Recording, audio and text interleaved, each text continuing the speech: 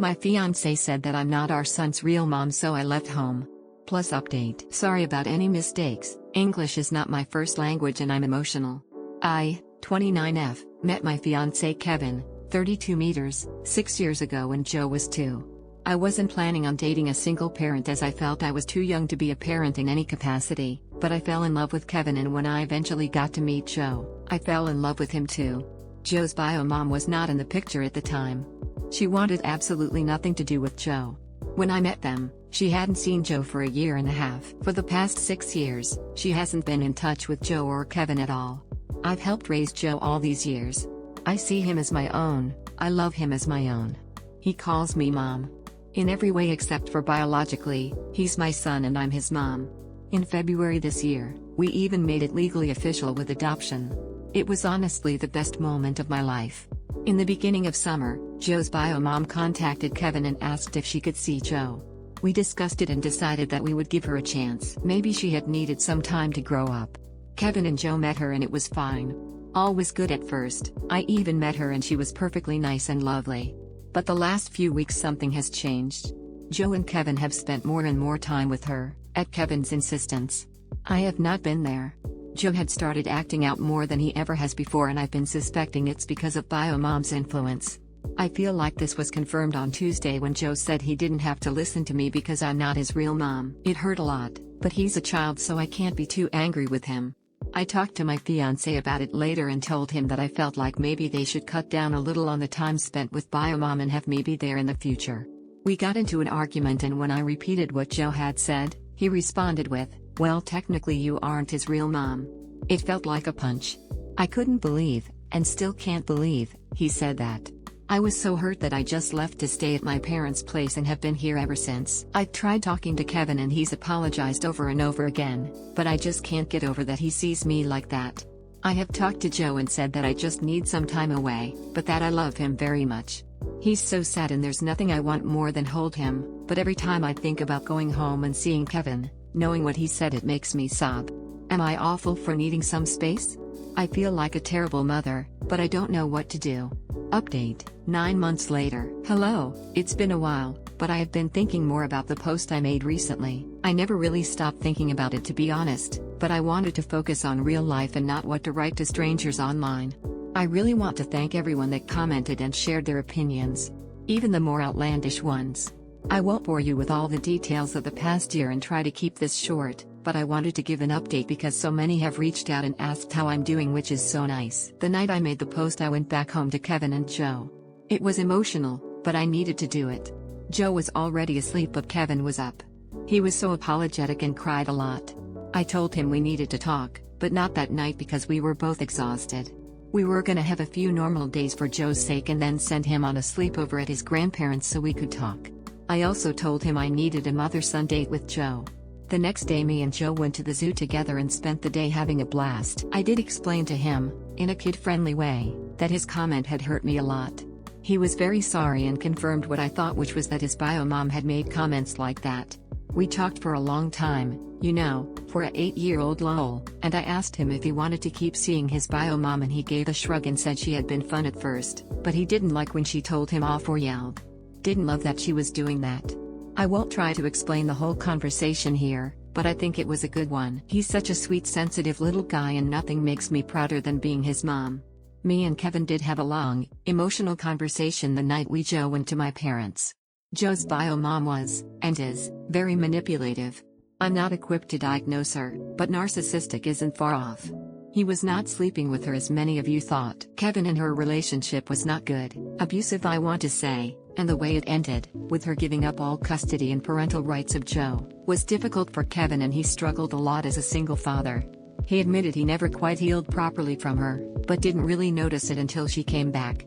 She manipulated him again and it all brought back so much baggage he thought he left behind him. He said he knew there was no excuse for what he said and he wishes he never said it, but everything was too much and confusing. I said I wasn't ready to forgive him, but I wanted to work with him. I know this will disappoint some of you who wanted me to leave him, but I cannot give up on this man who has been so wonderful for years over this. I felt like we deserved a chance at fighting through this together. The next day Kevin contacted Joe's bio mom and said we needed some boundaries with her. He said he felt she had manipulated him and his emotions and he couldn't allow her in Joe's life with the way she was acting. We decided that going no contact with her for the time being was best for us and Joe. We talked to Joe about this first. Thing is, she disappeared without an answer to this. Literally nothing, changed her number and everything. I'm not sure what happened, but we do have a plan if she ever decides to come back again. We're a team through and through. We contacted a couples counselor and family therapist and working with her has been great. We have done it just me and Kevin, as well as with Joe. Kevin has apologized profusely more times than I can count. Kevin has also been to individual therapy which he says has been good for him. It's been a pretty intense couple of months with a lot of personal growth from both of us, but I believe we're on the other side now. I have forgiven Kevin and we are moving on, together and better. Also, the reason I decided to update today is I just found out I'm pregnant. I literally have told no one because I want to tell Kevin and Joe first, well, second now, in a cute way, but haven't figured it out yet. I'll think of something, but life is pretty damn good right now, so I hope you all have a wonderful day/night/morning. I found out that my boyfriend cheated on me. Should I leave him on the biggest night of his life? I won't go into all the details of our relationship. We were in love, and well, I still love him. But I found out, clearly he does not. I discovered proof that he has been cheating on me for a while, in the form of small home movies of them. I don't know the girl, and from the looks of their conversations, she has no idea I exist. Tonight is the biggest night of my boyfriend's life. He's receiving a state award at a big dinner with a few hundred people attending, from his mom and dad, to councilmen and all of that. In fact, the only reason I discovered this transgression is because I had been putting together a little video for him to enjoy of some of the key moments of his life. You know, typical sappy stuff. I'm burdened with a lot of power right now, and I don't know if I have it in me to do the right thing. Or if I even know the right thing. I'm blinded with tears of rage and sadness and betrayal, but at the same time, I love him, have loved him, and do I really want to do this? The relationship is over, no doubt about it. I am not a woman who will take her man cheating on her, certainly not. That's not the issue. The issue is, there are cutesy selfies of the two of them. A lot of them, only shared between the two of them. Nothing lewd, there's plenty of that on camera, though. Do I sneak one in the snap reel as a way of letting him know that I know? Or do I simply confront him after his moment in the sun passes? I'm not going to pick up everything and leave without cutting contact. That's not my style and it wouldn't make me feel good, just very sad. Do I do the wrong thing for once in my life?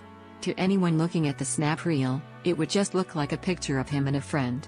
But to him, and to me, it would be a private message, an outing. Help me, internet. I don't know what to do this time. TLDR.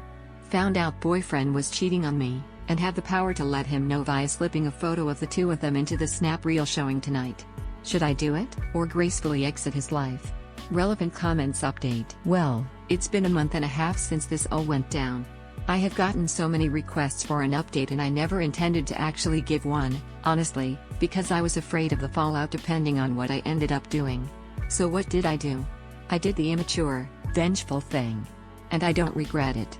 I took a few photos of the two of them, tasteful photos that gave off no indication other than she might be a childhood friend. I slipped them into the snap reel, and I spoke kindly of him at the podium. Then after my turn was finished, I walked out. I drove home feeling calm and in control. 20 minutes later, the text started. Where did I go? What did I know? Where did I find the photos? Was there more in store for him? I texted him, I know you've been with her. But there are no more photos. There weren't any, and of course I left it at that. He didn't come home that night.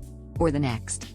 The next day, he called me to ask me if we could meet and talk at a public location. I agreed to meet him at Starbucks. I arrived early, waited for him. He showed up a few minutes late and took the seat across from me. He started right off with the excuses, how it just happened, and he regrets it fully. She doesn't mean anything to him, and that she looked like a girl he had a crush on in high school and he was powerless against his teenaged self.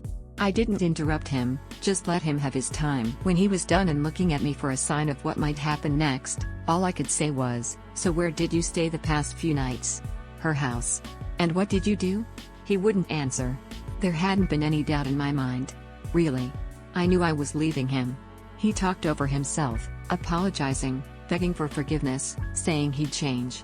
I told him that I didn't want him to have to change himself. That if who he was, naturally, was someone who cheated on his girlfriend, then that's not someone I wanted to be with. He said that he was thinking of proposing to me, and all I could say after that was, good thing I found out before. Fast forward to a few weeks later. He's moved out, and I am doing well. We have cut off contact. People ask me about him all the time, and I just let them know, he left me for a girl who looked like his high school crush. So that's the end. We are broken up. We are never, ever, ever getting back together. I don't feel any regret for how I handled it. Like one commenter said, there's no need to take the high road all the time. TLDR. I added the photos to the snap reel. He saw them. We broke up, and are never getting back together. I don't regret my choice, only that I wasted 3 years with an overgrown child. My controlling ex-wife tried to track my daughter and I, so we played a prank on her. My kid's mother, my ex, is a control freak. We have shared custody, weak about arrangements. She demands to know her daughter's every movement. Texts constantly, checking up on her, and a load of other overbearing nonsense. One of the reasons I left her also.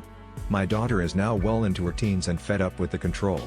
The ex tries to track her via various apps on my daughter's phone, however my daughter is savvy enough to disable this when she wants. So we went camping for a week in the summer with my new partner and her kids. I told the ex exactly where we were camping and our planned travel route. My daughter had had enough of the control and texts, and turned off her phone as we left for the trip. We had to detour a bit due to roadworks and soon I got a text from the ex demanding to know where we were going and why our daughter wasn't responding. I was surprised she knew we were off track a bit. Once we get to camp, we go looking, and sure enough find an AirTag hidden in my daughter's bag. Both myself and my daughter were pretty unimpressed and almost dumped it in the garbage. Instead, we decided to have some fun. We were camping in a small town with a post office. We bought a large potato on which my daughter drew an angry face. Put the AirTag and the potato inside a sealed post bag and posted it to her mother. Over the next 6 days of camping, I received a series of increasingly agitated calls and texts from the ex about our whereabouts. She was freaking out as the tag traveled from our remote town, through another state and slowly back to her address. A week goes by fast and we head home. Drop the kids off to their mothers and almost forgot about the package as it hadn't arrived apparently. A few days later, I get an excited call from my daughter, who was grounded. The post bag had turned up at least a couple of weeks after sending. The potato had gone bad and turned to a foul-smelling mush in the bag that upon opening had spilled on living room carpet, leaving a rotten mess with an AirTag in the middle. Even better, it was the ex who opened it. I wish I had been there to see her face. Apparently, it was worth the grounding. The ex still tries to control and track my kids, but doesn't have much luck.